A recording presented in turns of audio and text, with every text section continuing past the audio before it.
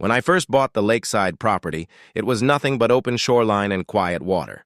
40 acres of peace far away from the HOA's reach. I'd built a small dock, a cabin, and a life of quiet mornings and fishing evenings. It wasn't much, but it was mine. Then one summer, construction crews started showing up. Trucks rolled in with lumber, siding, and concrete. They didn't even look at me when I asked what was going on.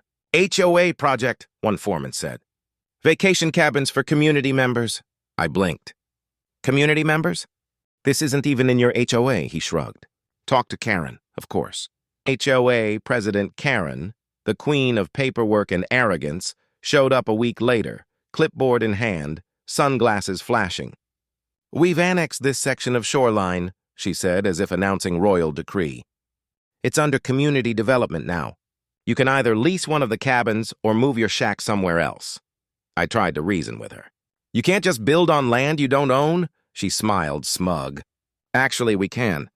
The county approved it. That was the moment I decided to stop arguing and start preparing. I spent 2 weeks gathering records, certified deeds, surveyor maps, and title histories. My great-grandfather had bought this land back in the 1940s, and every square inch was still in my family's name. When construction finished, the HOA proudly hosted a ribbon-cutting ceremony. 38 brand-new cabins gleamed by the water. They called it Lake Serenity Community. I called the county assessor's office. 2 days later, every single one of those cabins was listed, legally, as being on my property. Ownership of the land meant ownership of everything built upon it. When the county officials arrived, Karen's face went pale. "That can't be right," she stammered. But it was. Every cabin, every dock, every plank, all mine. I watched her crumble as the officials served the HOA with a cease and desist order. They'd built an entire vacation resort on private land they didn't own. Now, I rent out those cabins to weekend tourists.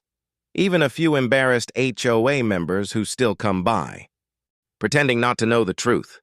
The best part? The sign at the entrance still reads, Lake Serenity. Only now it says underneath, privately owned and operated, and it sure is, by me.